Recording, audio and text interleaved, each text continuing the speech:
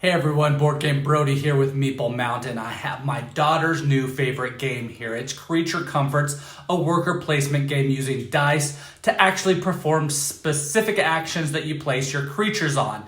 And this is published by Kids Table Board Gaming. Now, like usual, let's get right into this. Players will each take control of a specific creature type. You can play as the rabbit, the porcupine, the raccoon, who I tend to play with, the fox, or the squirrel. You'll be competing to gather as much comforts to store in time for winter, but you will need to find the resources to build those comforts. Each player has 4 workers, a player board with 4 cottages covering up the possible points, and 2 dice matching the player's color. Then each player is dealt out 3 random comfort cards, and they will decide on 2 to start with. Comforts will score you points shown on the top left after you collect and spend the shown resources shown on the left side of the card. In addition, some cards will have extra text on the bottom for a way to score additional points. This might be by getting a comfort that matches that one, or by placing certain resources on that card by the end of the game. Players will only be able to have 3 comfort cards in their hand at a time from turn to turn, and if they have more, they will need to discard down to 3 at the end of their turn. Players will decide to play a normal game for 8 months or 8 rounds, or a short game of 6 rounds. This is tracked by these cards here, called the Valley cards. Use all 8 for 8 rounds, or take out a random spring and summer card for 6 rounds. These cards give spots to place your workers, and they will change round to round. In fact, there are 12 of these spots out here on the board, each with a different reward. And I will go over these soon, but a round has certain steps that you will need to follow, and for good reason. First, a new traveler will come out at the beginning of each round. Each traveler will have their own actions to perform when placing their worker on this spot, but they also have a power that is either done immediately or done when it says to do it on that card. For example, the black bear will provide an extra apple resource in addition to what is shown on each valley location if you perform an action there. Or the moose, in turn order, players can gift any one good of their choice to any other player, and if they do, they will receive a story resource. Or the snapping turtle that says every unresolved worker earns 2 more lesson learned tokens. These will make more sense here soon, but you can see there is a good variety and some fun and exciting random actions. This might cause players to change strategy from round to round to better take advantage of this power. After a new traveler comes, each player will roll their family dice. These are the 2 colored dice in each player's color and place them in the slots on their player board. This will allow players to know some of the dice results because next, all players at the same time will place out 4 of their workers. Workers can go into any of the 12 circle locations, and any number of players can take the same action, but only one of your own can be in each location. And players at this time are free to change their minds and move workers around until they are satisfied with what they have. Maybe you didn't notice a specific action and someone else places their worker there. Well, you can move one of your other ones to do the same action. No problem.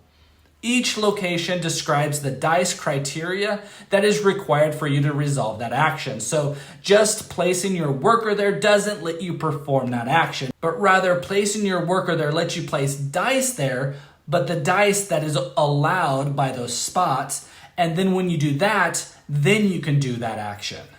So placement is just the hopes of doing the action that they're placed on. Some locations show a square icon with a number sign inside. These locations require a die, but it doesn't matter the value on that die to perform the action. In addition, glades will appear in the game, and they will be added to the top of the board on its own card. These are possible actions that you can take, but do not require a worker. Only a family die from a player that does not own that glade. But the owner will always receive some type of reward when another player plays on their glade. After everyone has placed their workers on the board, then the first player with the early bird token gets the worm and they go first. They will roll the 4 white dice and place them on the hilltop. These dice are locked in and never changed as players perform their turns during that round. Starting with the first player and going in a clockwise direction, players will perform their turn, and they will do this by first adding their family dice without altering them onto the hilltop.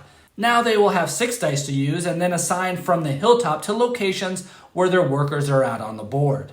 These dice can be in any combination of family dice, which are the colored dice, or the village dice, which are the white dice. You are free to move the dice around until satisfied because some of the dice might work in multiple areas while other dice might need to be used in a specific location for you to be able to take that action. If you have any lesson learned tokens, these can be used to adjust a die +1 or -1 so that you can take an action that requires a different value. But when doing this, you will never actually change the dice value. But instead, you will place your lesson learned token either on the plus or the minus side next to that die that you want to modify.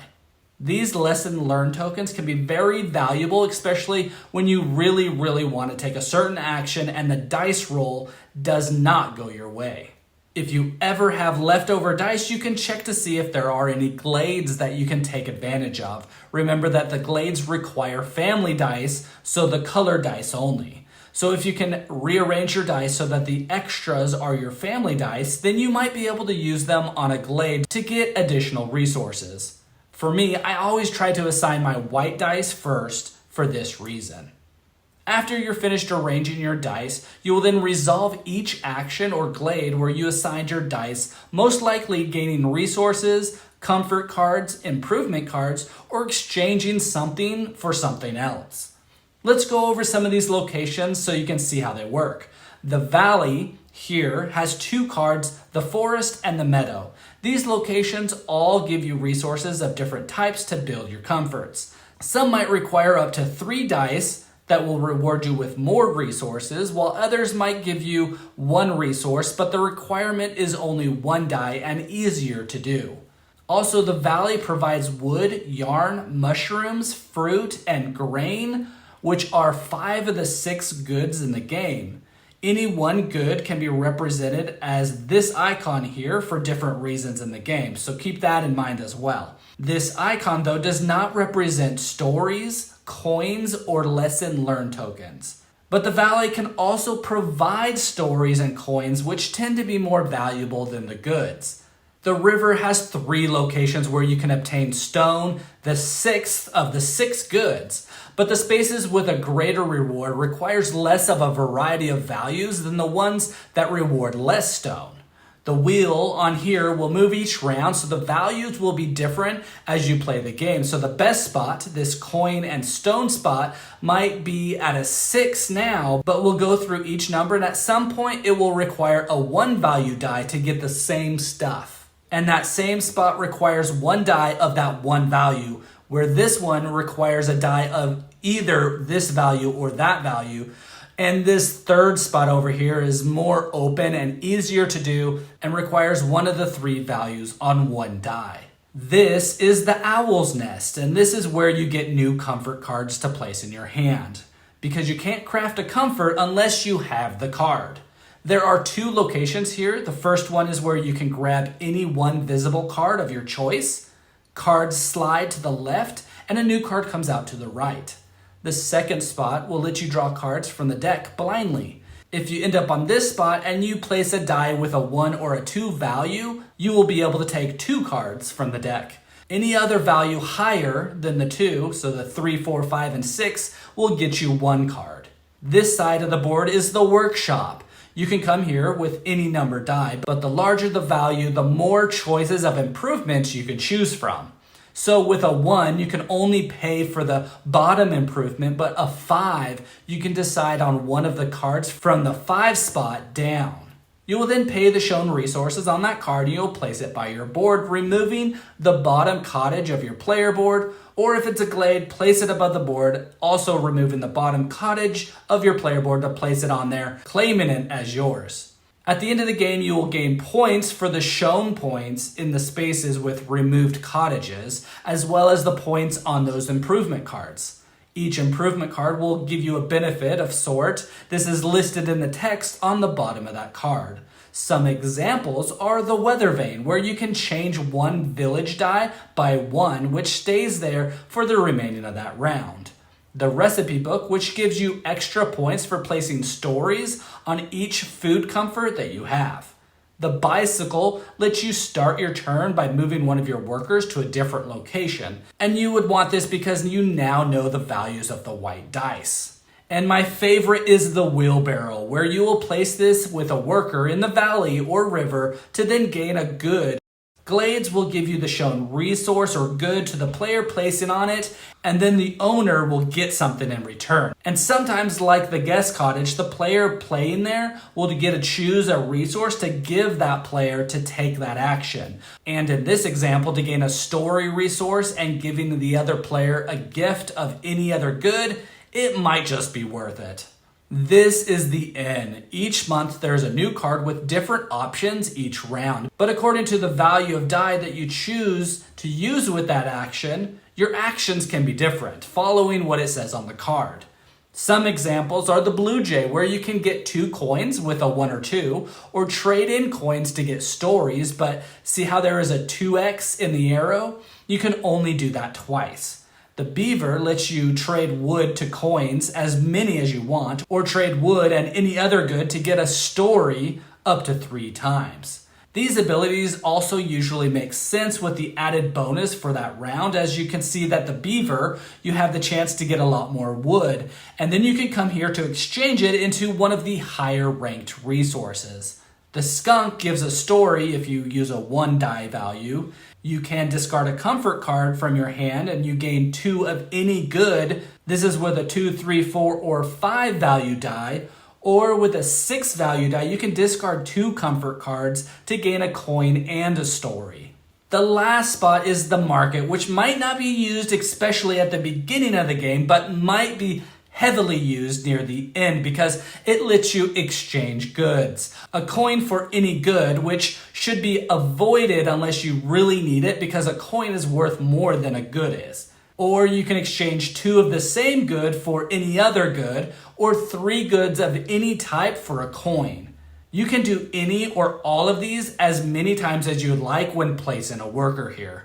Now, during the game, if you assign a worker to a place where you don't get the dice to perform that action, then you gain a lesson learned token. Using strategy of which actions you try for can be important, as you might go to 2 actions that both use 3 dice, which will take your 6 dice and leave you with 2 workers without actions.